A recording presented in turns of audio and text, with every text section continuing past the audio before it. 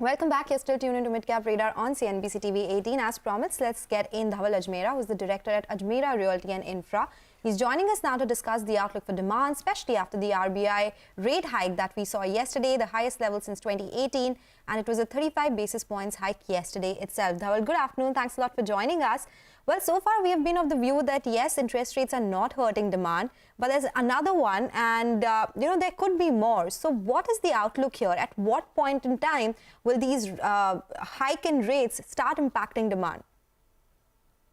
So, I personally feel yes, there has been a hike in the interest rates, and somewhere I feel home loans have also been at an all-time low, obviously during the COVID and post-COVID as well. But after that, what I see is today, people with the kind of real estate demand, specifically which I'm talking about, is where people are really looking forward for, and demand is in a good position. People are wanting to buy homes, but I feel sustainability would be at when the home loans are, up till 9%. So if at all, it crosses 8.5, 9% barrier, probably there will be some resistance coming in. But I also see that, public at large and people feel that this is a temporary phase. This might just be for a year or so, or it might just be for probably, 6, 8 months. And post that, things will again come back to reality, and that's where it is looking at overall a good momentum in spite of a hike in interest rate. Dhaval, once this 35 basis points of the latest rate hike is passed, won't most of the home loan rates inch closer to 9%? Wouldn't they be at 9%? They would be. That's what my feeling is. So probably, yes, still there. I feel the sustenance would be there. But I think if you have to frankly ask, at least, as developers, if it is going beyond 9%, I think a lot of developers will also take this as their part, probably, buy in something of the interest rate and not to pass on the entire thing, probably take up some of the interest rate factors till possession, so that the sales momentum continues, and everyone is looking at probably this as a temporary phase for 6, 8 months, and Dhaval, probably then move ahead. how, according to you, people are still viewing it as as temporary 6 to 9 month phenomena. Got that. How are inquiries in the month of October and November, and how would it compare with, say, 6 months ago? Any signs of things dwindling down or slow down? So honestly, demand has been pretty good, and it has been consistent. It's not that we have a cycle, probably have some bit of curve here and there due to the holiday seasons or Diwali or something like that. But otherwise, if I have to really look at it, the demand has been pretty good, and it has been encouraging. So if there is a launch, we have seen good projects coming in. Good demand coming in, and people are looking at buying. So it's not that demand has slowed down over 6 months versus what it is today. Okay, so in that case, what does it mean for Ajmera Realty? First half was strong. Of course, it was aided by the strong growth that you saw in the first quarter. Quarter two saw some decline, and that is something you had mentioned to us as well, that the 400 crores in quarter one had contribution coming in from a lot of new projects as well. How is second half panning out for you? Will it be as good as first half? What is the outlook on bookings and volumes? So we are looking at sustainable volumes going on here. We had a great launch. Going from the launch, we are looking at sustained growth in our projects where we are doing. We are also gearing up to have a few, 2 or 3 more launches coming up in this 2 quarters. Primarily in Juhu, in Ghatkopar, and in 2 parts of the other central Mumbai projects. So hopefully these projects will also have good momentum coming in. Overall, we are looking at a great number coming over this entire year, looking somewhere. We feel that this will be one of our good numbers coming over the entire year. So hopeful to see a few more launches coming in. So next when 2 you say quarters. sustainable number, 566 crore rupees in the first half, will you be able to do 1200 crore rupees in FY23? Also in terms of volumes, you saw 0.2 million square feet in the first half. What is the outlook for the second half? What would it mean for FY23 when you say sustainable growth? So when I say sustainable growth is, we had a primary, a big chunk coming from our Manhattan project, which was launched during the first quarter of this year. Thereafter, I am looking at a sustained growth in that. The demand has been pretty consistent. and we are looking at good numbers coming over there too. At the same time, with new launches in Juhu, Ghatkopar will also contribute to it.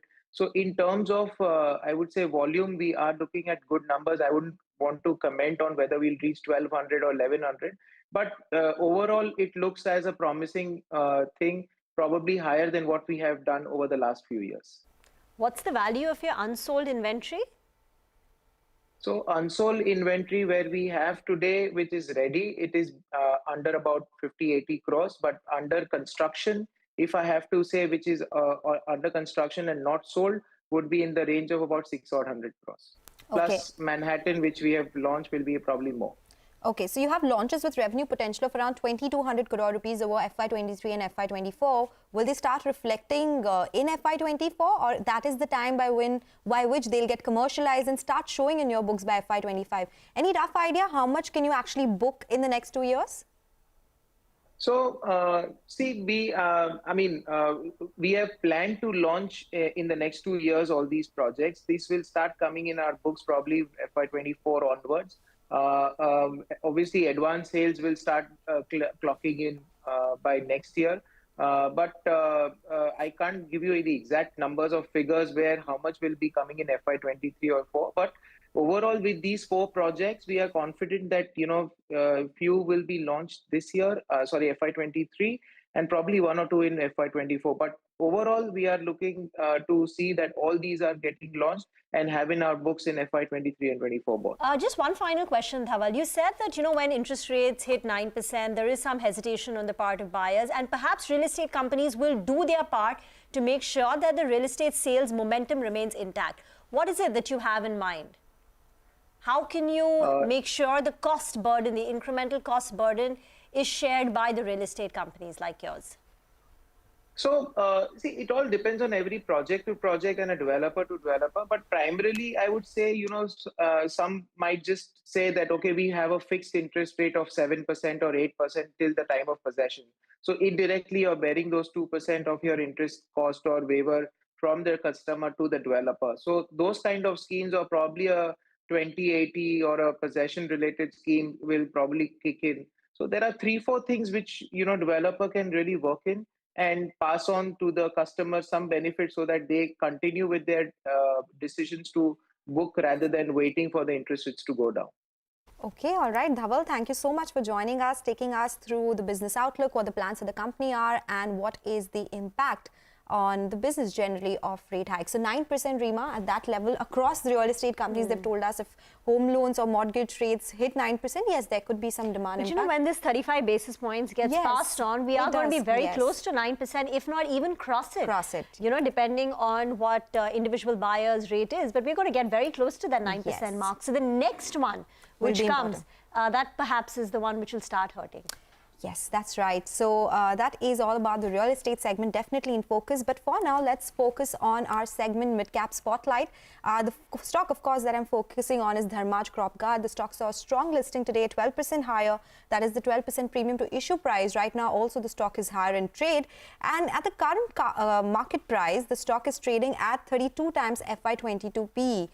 So that, if we compare it with the other peers of the company, is on the higher side. So India Pesticides at 18.5 times, you have Heranba at 10.8 times, Bharat Rasayan at 24 times, Rallis at 27.5 times, and this IPO came at 27 times. So it is, of course, higher than that. The company is an agrochemical company which is into manufacturing, distributing, marketing of herbicides, insecticides across the agrochemical product chain, so to say. It is into antibiotics as well and exports to more than 25 countries like Latin America. There is East African countries, Middle East and Far East Asia as well.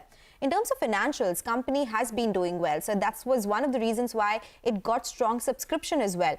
Revenues grew from 198 crores in FY20 to 400 crore rupees in FY22. In the 3 months of FY23, it has already done 220 crore rupees. Margins have been inching higher from 9% in FY20. It has come to 12.2% in 3 months of FY23. Profits also have been accordingly going higher. So yes, good growth prospects here as well. We'll have to see whether the company is able to build onto this momentum or not. But yes, for now, the stock is higher and is seeing good listing gains as well. Okay, thank you for that. Get into a break. We'll tell you more on the markets, individual stocks when we return.